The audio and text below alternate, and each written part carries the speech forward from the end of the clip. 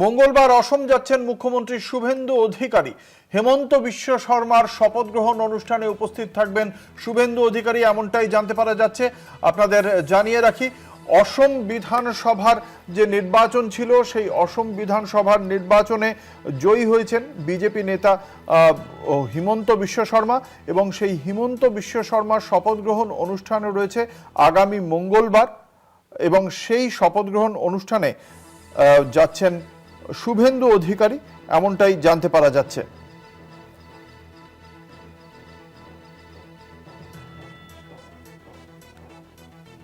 আমাদের সঙ্গে রয়েছেন আমাদের বিশেষ প্রতিনিধি দেবজ্যোতি ঘোষ। কি জানা যাচ্ছে এই বিষয়ে?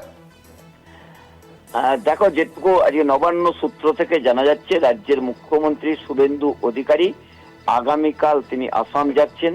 আসামের মুখ্যমন্ত্রী হিসেবে শপথ নেবেন হিমন্ত বিশ্ব শর্মা। সেই শপথ গ্রহণ অনুষ্ঠানে উপস্থিত থাকবেন। কারণ গত কয়েকদিন আগে যে শপথ গ্রহণ হয়েছে, রাজ্যের মুখ্যমন্ত্রী হিসেবে শপথ নিয়েছেন শুভেন্দু অধিকারী, সেই শপথ গ্রহণে হিমন্ত বিশ্ব শর্মা উপস্থিত হয়েছিলেন। সেই জায়গাতে অত্যন্ত গুরুত্বপূর্ণ আগামীকালও তারকা সমাবেশ হতে চলেছে আসামে, এবং আসামের মুখ্যমন্ত্রী হিসেবে হিমন্ত বিশ্ব শর্মা শপথ নেবেন। আজকে রাজ্যের মুখ্যমন্ত্রী শুভেন্দু অধিকারী তিনি প্রথম ক্যাবিনেট বৈঠক করেন এবং সমস্ত সামাজিক প্রকল্প চালুর কথা যেমন ঘোষণা করেছেন, তেমনি কিন্তু আগামী দিন ভারতীয় জনতা পার্টি কোন পথে চলবে তারও দিক নির্ণয় করেছেন। সেই দিক থেকে আগামীকালের আসাম সফর অত্যন্ত গুরুত্বপূর্ণ, কারণ এ রাজ্যের যে সামাজিক প্রকল্পগুলি চলে সেগুলো আসামে চলে। আসামের মুখ্যমন্ত্রীর সঙ্গে তার একটি বৈঠকও হওয়ার কথা রয়েছে। এখনো পর্যন্ত সেটুকুই নবান্ন সূত্রে জানা যাচ্ছে। তবে কখন তিনি যাচ্ছেন তা নিয়ে কিন্তু এখনো পর্যন্ত সরকারিভাবে কিছু জানানো হয়নি। কয়েক ঘন্টার মধ্যেই